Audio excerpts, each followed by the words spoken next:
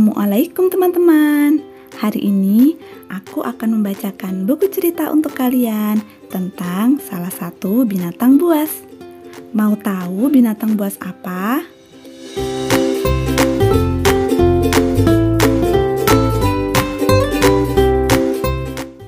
Kalian tahu binatang apa itu?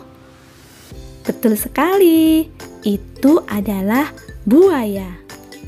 Buaya adalah salah satu binatang buas ciptaan Allah Subhanahu wa Ta'ala. Ada huruf apa saja ya di kata buaya?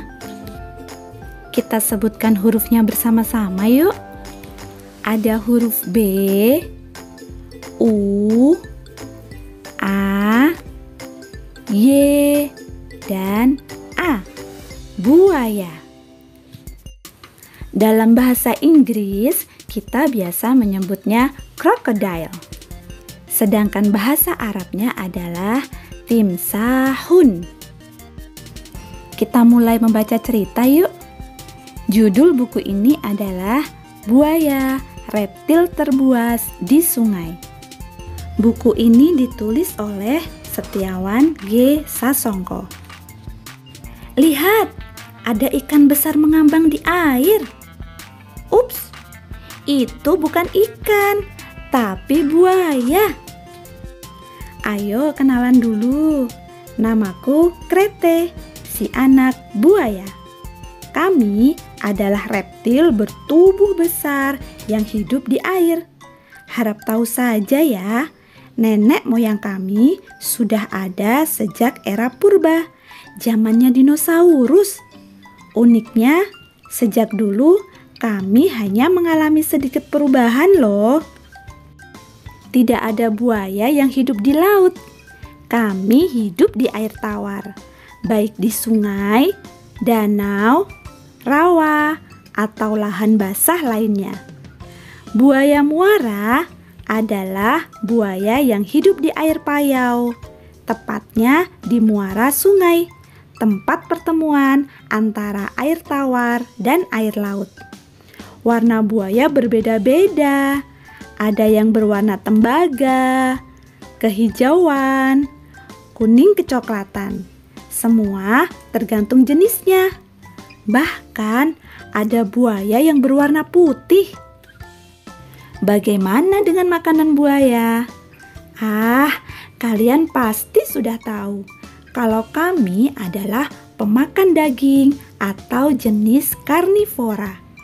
Makanya, jangan paksa kami untuk makan rumput atau tumbuhan yang lain.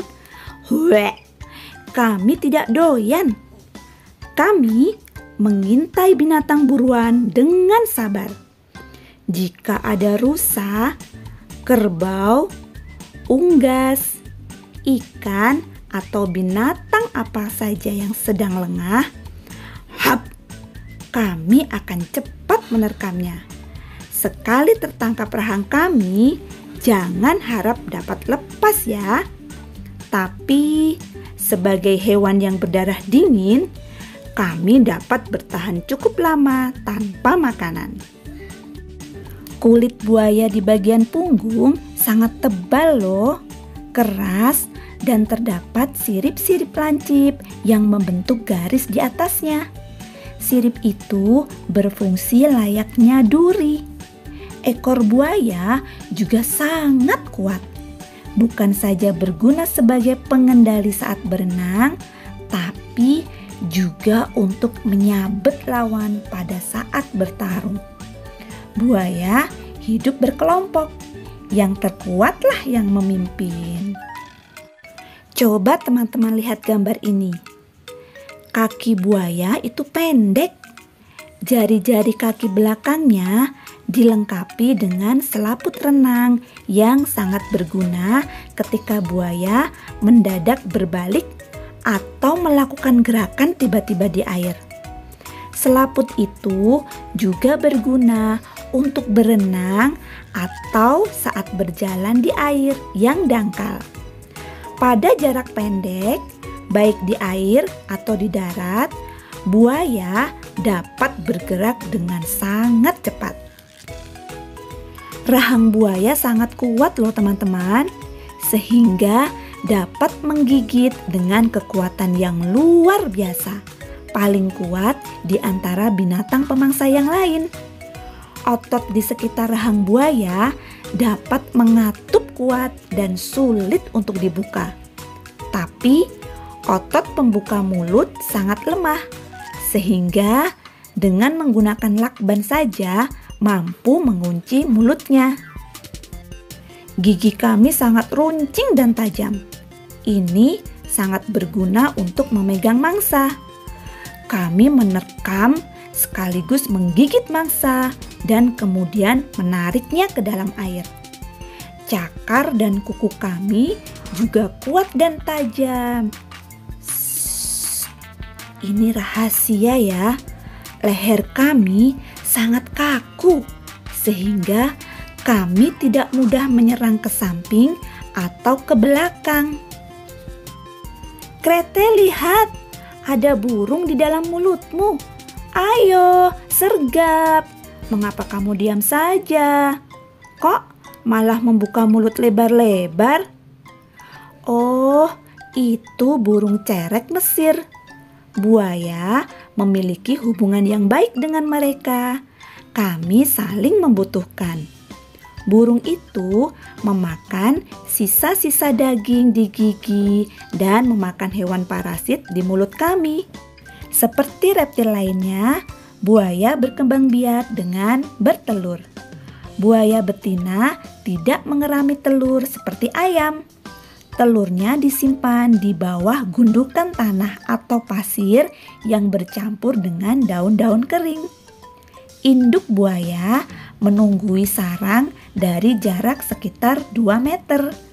Pada musim bertelur, buaya itu sangat galak loh. Siapa saja yang mendekati sarang akan diserangnya. Nah, sekarang sudah 80 hari.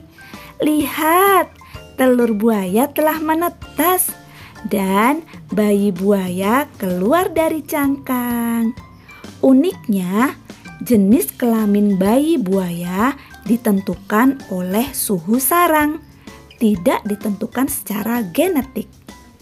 Jika suhu sarang sekitar 31,6 derajat Celcius, maka akan menghasilkan bayi jantan.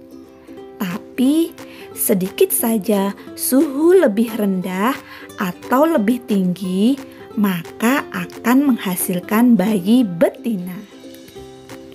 Bayi buaya berukuran kecil. Bayi buaya muara yang baru menetas hanya berukuran sekitar 20 cm. Padahal buaya muara itu adalah jenis buaya terbesar. Bayi buaya yang masih sangat lemah sering menjadi mangsa serigala, ular, atau ikan besar, sehingga hanya sedikit yang dapat tumbuh menjadi buaya dewasa. Sedihnya, meskipun kami ditakuti banyak orang, tapi kami selalu diburu. Kulit kami menjadi mahal setelah dijadikan tas, dompet, ikat pinggang, topi, atau yang lainnya. Perburuan semena-mena pun terjadi. Kami terancam punah. Untunglah kini sudah ada penangkaran buaya, sehingga kami merasa senang. Nah teman-teman, itu tadi cerita tentang binatang buas, buaya. Seru kan ceritanya? Sudah dulu teman-teman, sampai jumpa lagi dengan cerita menarik lainnya. Terima kasih. Assalamualaikum warahmatullahi wabarakatuh.